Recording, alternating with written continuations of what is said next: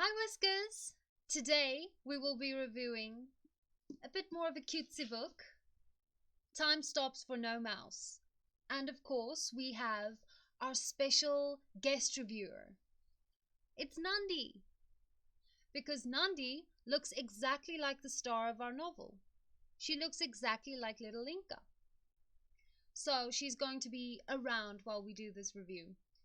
I guess I'll just kind of try to keep her in frame, even though that's really difficult to talk while trying to keep a mouse still. So yeah, she'll be with us for this review. This is a cute little book that, at the beginning, reading the synopsis, I expected it to be a romance with Linka being our love interest, but that was not the case. It was like also kind of pitched as a fantasy because of all the animals. It's talking animals acting like humans, but honestly it was just a contemporary with whiskers. But it did like add a little bit of a cutesy aspect to everything.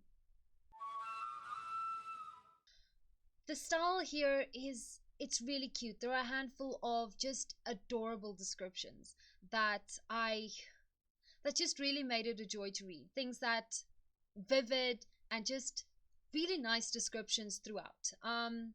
There was just one bit where I think the style went completely out of the window, and that's like about in the middle of the novel. There's a lot of diary entries, I think, and they just really, it's bad. It's unfocused. It's a little bit, they're also written kind of in a diary format, and it loses that flowery touch to the language that made the description so much fun to read in the first place. So I think those diary entries really do badly, and affect the style badly.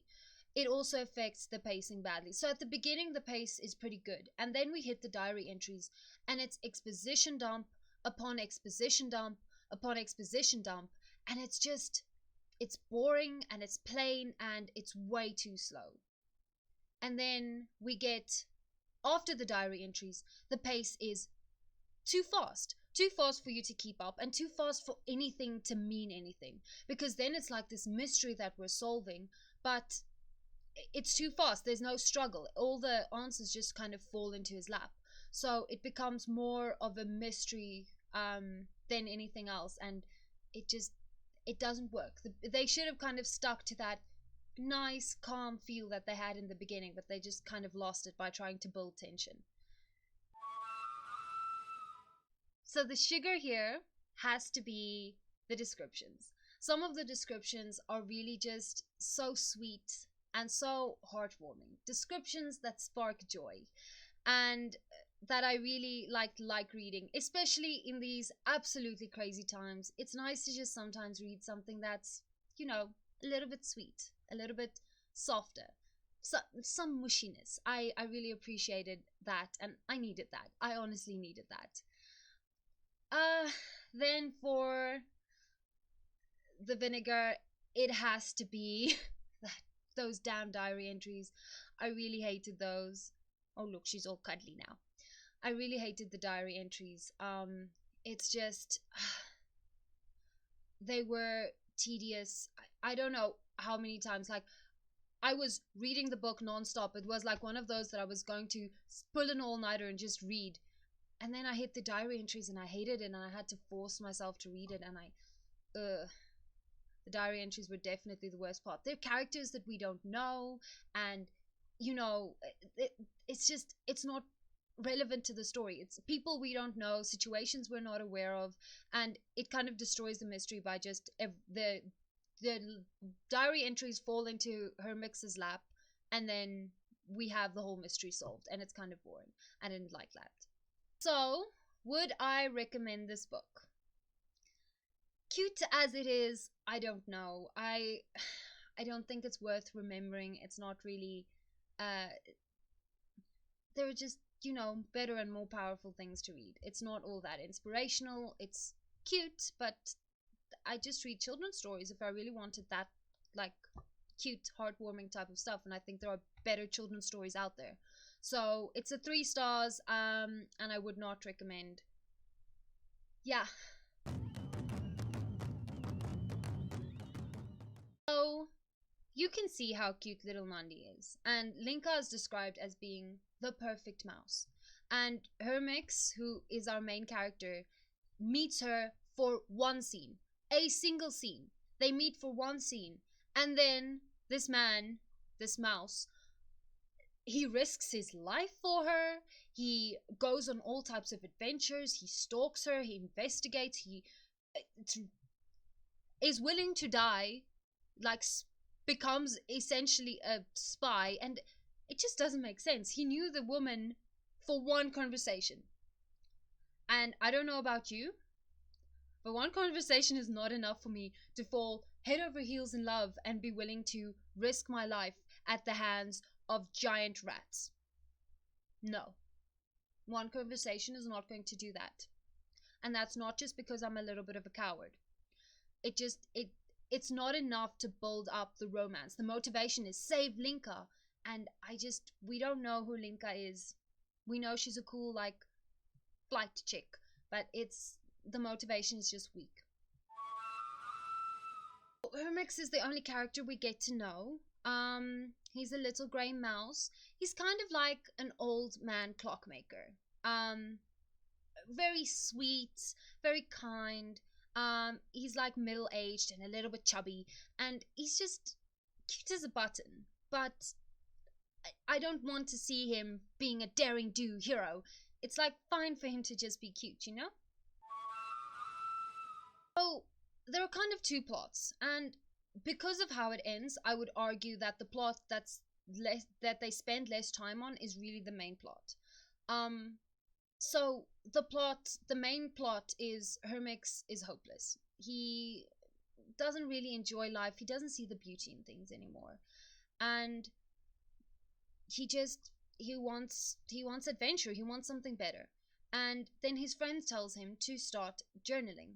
Every night he should write down things he's been thankful for, things that were good throughout that day. And he starts to do that. And just want to give her a bit of space. And he starts to do that. And then he starts to do that. And it's kind of nice that every chapter ends off with like thank you for. It gives it that sweet tinge throughout the story. And yeah, then we kind of get ripped out of that and just get hints of it at the end of every day, because then we get pushed into this main plot, which is essentially Linka wants a watch fixed, Hermix falls in love, and Linka never comes to fetch her watch. And then Hermix starts to investigate. It's some convoluted story about like a youth serum, and I'm not even gonna get into it. Okay. The theme here, I would argue, is beauty, and then there are three ways to look at beauty. We have the first way, which is the journal, seeing beauty in the everyday. So at the end of every day, Hermix is training himself by actively writing down, thank you for this, thank you for that. And it's really kind of sweet. Let me see if I can find one. Thank you for surprises. Thank you for adventure. Thank you for nice mice like Blanca Nerib, for intrigue, for rascals like Knock Nodden, for skeptical policemen. Thank you for elevators and trams and newspapers. Thank you for friendly neighbors, for rules to follow and rules to break. And thank you in advance for a good night's sleep. Like, isn't that just so sweet? So we have little bits of that throughout, which is Hermix learning to find the beauty in the everyday. And then we have another version of beauty, which is the bad guys. And the bad guys are into abstract beauty and plastic surgery. And it's just seen by the classical watchmaker as just modern and distasteful beauty. Essentially, plastic surgery to Hermix is kind of gross, and that's why he doesn't like it. So there's never really an argument for it. It's just meh. And then the same thing happens with the third form of beauty, which is Linka. Linka is the unobtainable beauty. So at the very end of the novel, after risking his life, after almost dying, after spending so much time and effort on her, after neglecting his job, Hermix goes to visit Linka in the hospital as her hero and finds out she's engaged. So, and then he talks about how he'll never forget about her, but she is the unobtainable beauty.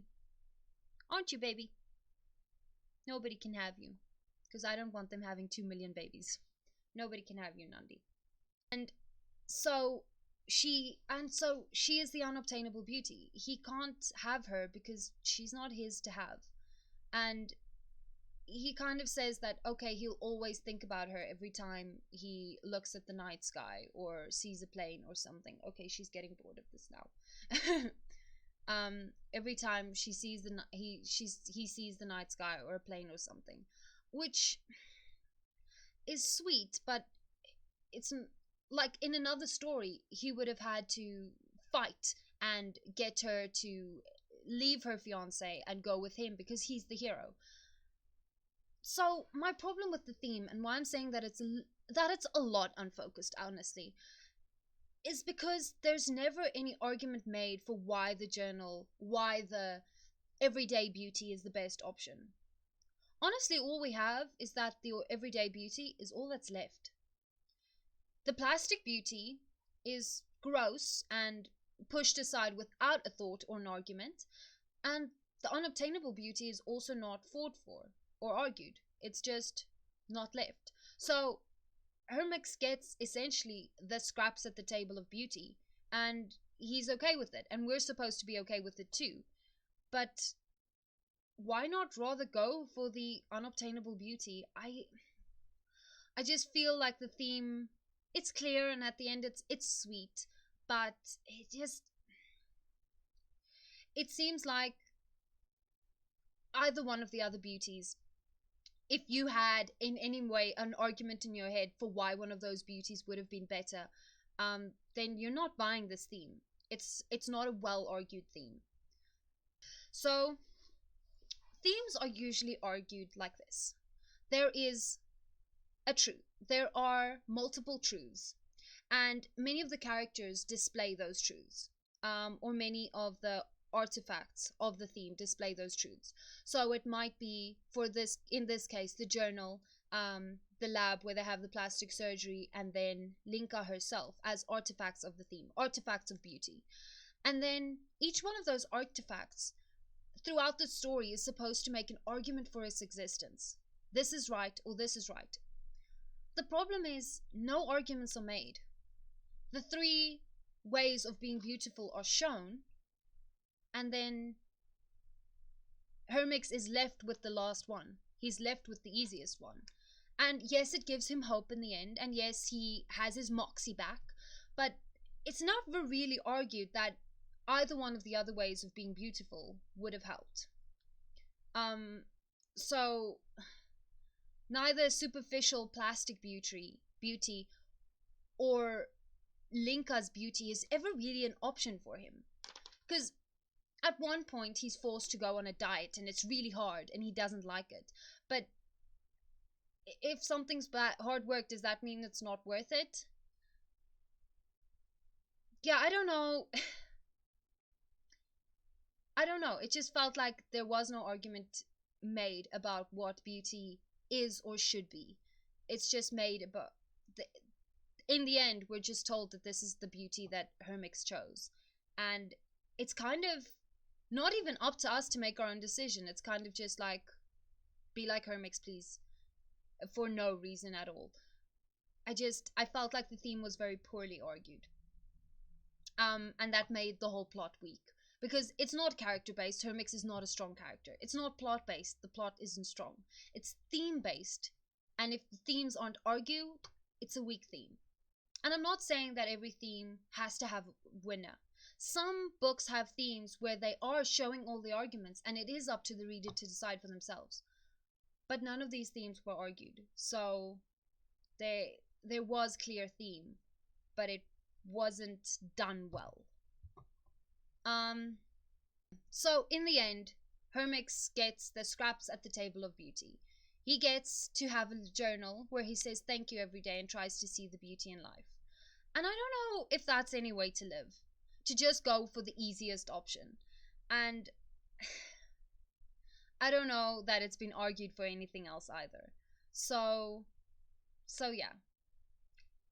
Half done unfocused theme, half done unfocused book. Good intentions for sure, but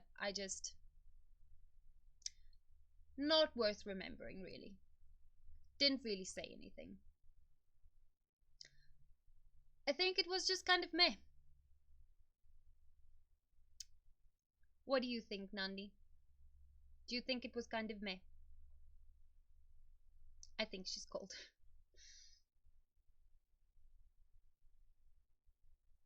I think she just wants some cuddles. Nah, look at that little face.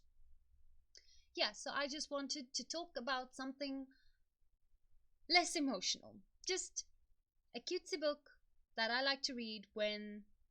And I like to read these types of things when the world is all crazy.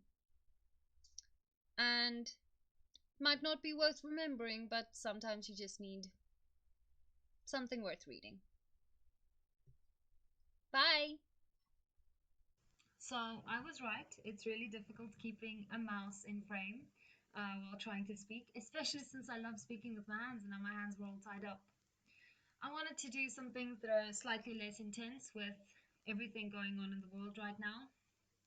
Um, and even though my voice does not really matter, I believe my prayers do, and I would like to add my voice to the choir saying Black Lives do matter.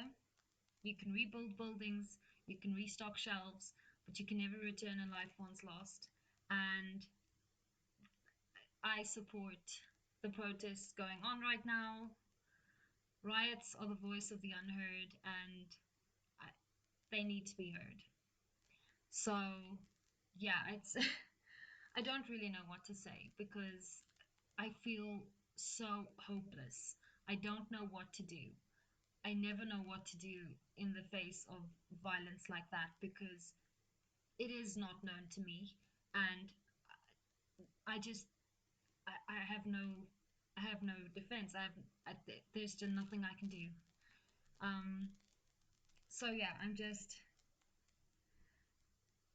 life's too intense, and I hope this served as a little bit of a distraction, but never forgetting about what our fellow humans are going through up north.